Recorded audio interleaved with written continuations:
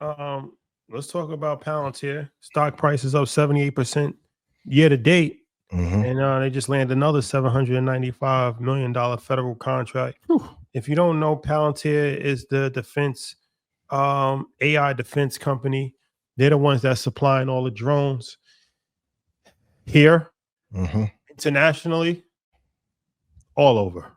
Um, okay. Is this the next Nvidia as far as the run? Like the run that we saw with Nvidia a couple years ago? Is Palantir the next run like that? Nvidia is the second greatest returning asset next to Bitcoin if you look over a 10-year period. So I'm not sure if they'll be there, Mhm. but I do think that they may be the new Tesla before Elon went off the rails. So I will look at this like it's like the 2011, 2010 moment. They are on fire. I can see them getting to 158 by the end of the year if things remain the same. I do think they're having an amazing run. Still morally don't love to invest into them. But if you're looking for a potential exit price, if that's going to be a point of contention, by the end of the year, 158 is where I think they should land. And I think they're probably one of the best run companies. And since there isn't any more quantitative easing, notice that we are not building more social apps. We aren't building more dating apps. We're building real things that have an impact in the real world. And I think Palantir, at a time when it was not sexy to be in a space when quantitative easing was afloat, they found their footing as the economy has changed. So they've done a tremendous job. Maybe not the new Nvidia, but I do think they are the new Tesla. That's a fair comparison. The market cap is at 328 billion. And you're right. Like if it has a run, like a Tesla run, you can Yeah. see that getting up to 1 trillion. Yeah, Yeah. I mean, defense tech is. We've seen the power of it. It's going to lead the way for the near future and the long term future. I'll be interested in seeing the cybersecurity sector as well.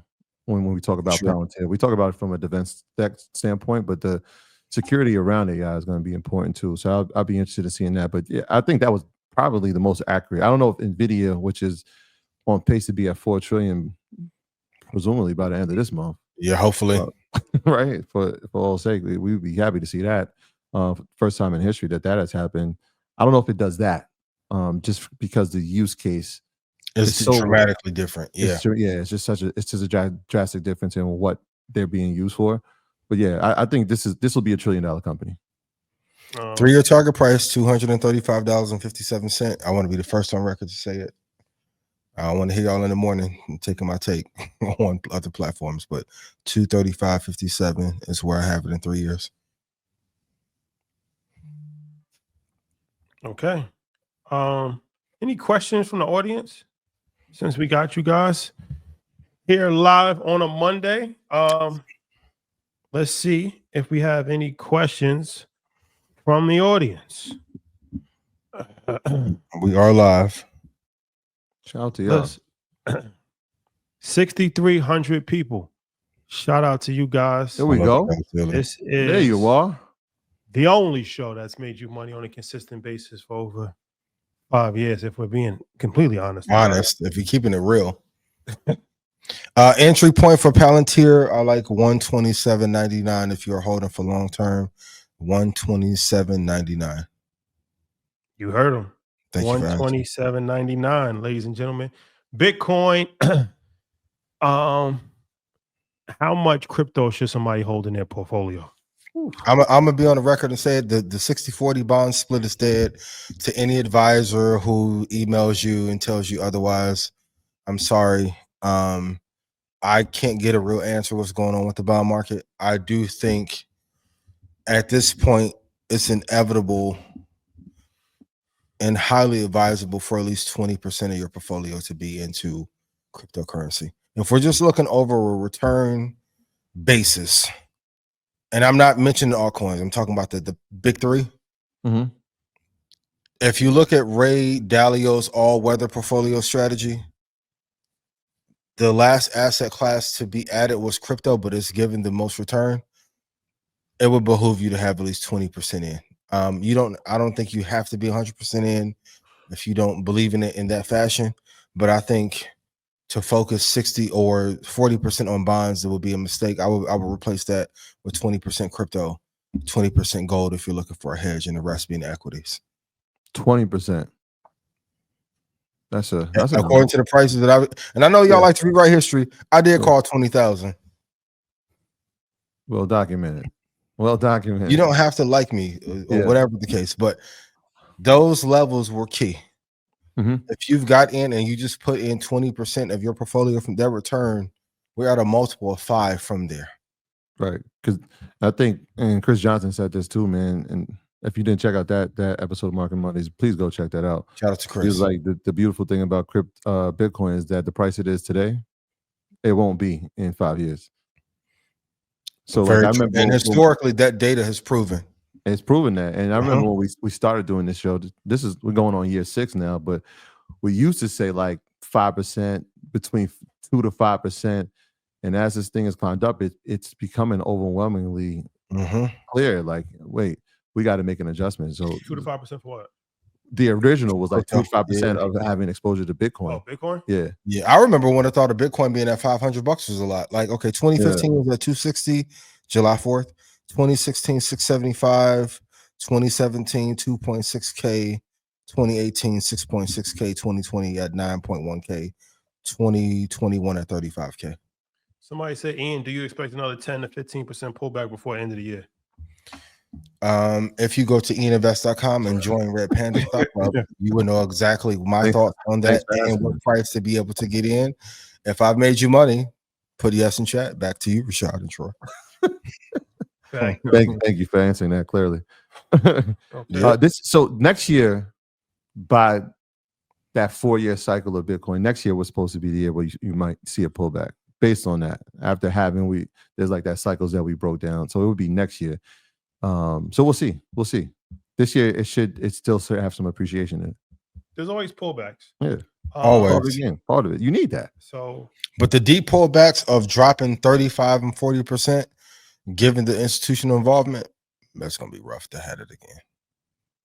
I don't think we'll never see 25,000 Bitcoin ever again in life. 28,000. Okay. We're a long way from home. Troy, anything you like to say before our guest comes on? Any stock that you're looking at or option call?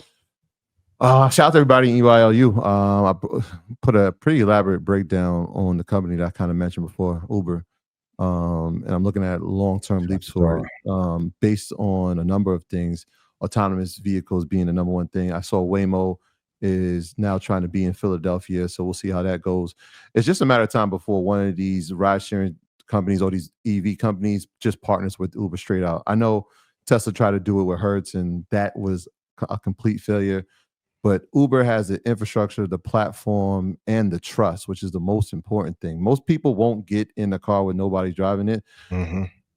Right now, they're putting a rideshare person inside those autonomous vehicles. But as trust grows, that will change. I think the other thing that they have at their advantage, to be honest with you, is like what you guys talk about all the time. How do y'all eat? For sure. Right. Saved so my life. The most expensive thing that Uber pays inside of its revenue model is the driver. So if you could have food delivered autonomously, now you cut out that middleman of the driver. Now you're talking about more revenue that's going into the company. I like the way they're positioned, not only from a ride sharing platform, but also from the platform for autonomous vehicles altogether. So Uber, I'm big on right now. And shout out to Josh Brown. As I was typing my whole thesis on it, he goes out and says it's the number one stock in his portfolio. I think Uber's underrated, bro. For it to not to be even at $100 yet is insane. It was down to what, 61 earlier this year. Like, Dar got to get a lot of credit for turning this company around from those lows, $20 in 2022. Yeah, well, crossover $96, $96.50 today. Waymo is the opposition to Uber. Right. Oh, it's a smaller company. I'm saying at some point, that smaller company, it's competition, but you know how that goes over long term, right? If you can't compete at the same level, like a Lyft, is a ride sharing company as well. But when you think ride sharing, you think Uber, right? Most people are not getting any Lyft. At some point, they're going to say, all right, we're going to figure out how we can become partner or be acquired by it or partner with them. Remember, they had the lawsuit. I know. That was a big thing with Google. With Google. Google owns Waymo. Yeah, that's what I said. That was a whole big thing of Uber and Google because they said that They stole the idea. they stole the engineer. Mhm. Yeah. So I don't think Waymo is coming on the Uber's umbrella. Well, even if, let's say they don't, does it open up more avenues for people to go in autonomous? Yeah. If you go that route, Tesla, like I said, with the robotaxi, but if you're going to do ride sharing and if you're going to do food delivery, then it's you know who the number one is. And what's a leap option? Leap option means that I know a lot of people, and I don't suggest anybody day trade. I know some people like to do options out to a month, maybe 2 months. Leap options means anywhere between 6 to 2 years. I try to go out the furthest as possible. Yeah, hold for the long term. Yeah, man. yeah. And this is something that we talked about at the mastermind. If you've studied how these politicians have done it, specifically Nancy Pelosi, not only is she going out far with leaps, but she's also going deep in the money, which means that whatever the price is, right? She's saying her strike price is going to be far below that. So I think Uber's trading at $96. A deep in the money strike price would be like $70. It's already past it. So the appreciation on the way up is going to be great. With the depreciation coming down is not as drastic, not as volatile. So that's just one of those strategies. So I'll go out as far as possible. I think I'm out into 2027. Like I'm thinking far ahead. And I think I'm right at the money at like 92. And for the traders, if you can hold for a long period of time, it helps when that year come and you didn't know you needed that money. You have a little issue, and then 80,000 come in. Ooh, it's a blessing. No, it's great. And that's the part, right? When we're talking about long-term investing, obviously this isn't 10 years, but it does give you the most important aspect inside of options trading, which is time. Yep. Right? Because we can't predict volatility. We can't predict the April 7th. We can't predict we're putting tariffs on Japan and China. We can't predict those things. And so you want to bake that volatility into it by adding more time to anything you're doing. Shout out to Love to Live. Up 60% from the mastermind. I'm proud of you. Shout out to my boy Joseph as well. Actually, yeah. Oh, those companies that we spoke about on stage, on fire. Thank me later. You know what's not on fire? Target. Boy. Damn. Gonna be tough. Going to be tough. Yeah. Shout out to my man Miguel. Uptown, Dykeman, in the chat, Red Carpet, Street Ball. They started their tournament today. No, but I saw him a couple of days ago. So he told me he was going to really focus on options. He said that he was inspired by watching what you was doing. So he's like, he got to lock in on options and learning options. Yeah. We locking in the next class right now. Magda got some tentative dates, but we back in. I got some stuff I got to share. Yeah. So, and we play in Dykeman on Friday, Dominican Power, Friday Night Lights. So come out and show love. First game of the season.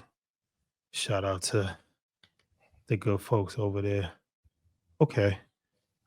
Hit the like button and share. So